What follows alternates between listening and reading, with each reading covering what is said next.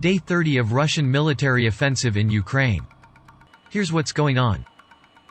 Russian Defense Ministry assesses first month of operation.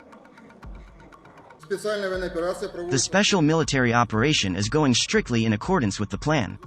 It is an absolute priority for the Russian armed forces to avoid unnecessary casualties among civilians. The Ukrainian Air Force and air defense are almost entirely destroyed. Russian troops are blocking Kiev, Kharkiv, Chernigov, Sumy and Nikolaev. It allows the enemy's forces to be tied until the Russian army liberates full territory of Donetsk and Lugansk People's Republics. From the very start, we did not consider storming these cities to minimize civilian casualties. Russia gives updates on casualties in Ukraine. 1,351 Russian servicemen had been killed, 3,825 wounded.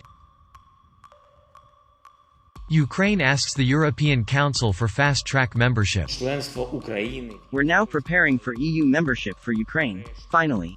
I ask you, please, don't be late on this. Over the past month you've seen it all, what we are made of.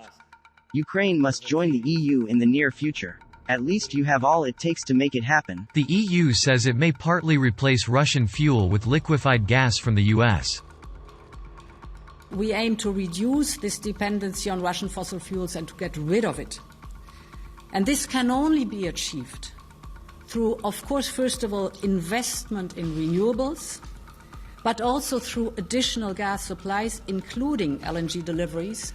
Madam President, I know that eliminating Russian gas will have costs for Europe, but it's not only the right thing to do from a moral standpoint, it's going to put us on a much stronger strategic footing. Turkey will not join anti-Russia sanctions. If we take natural gas alone, about half of the natural gas we use comes from Russia. Besides that, we are building our Akayu nuclear power plant with Russia. We can't ignore that. I cannot leave my people to freeze in the winter.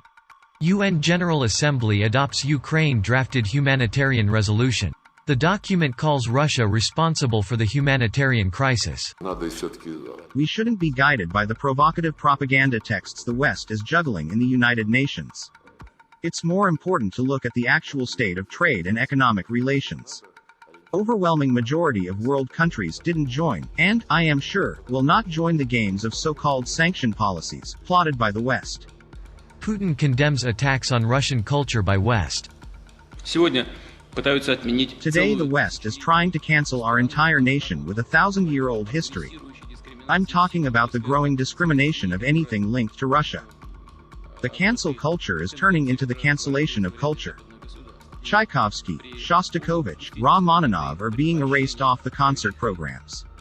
Russian writers and their books are being banned. Last time such a mass campaign against literature was held 90 years ago in a Nazi Germany.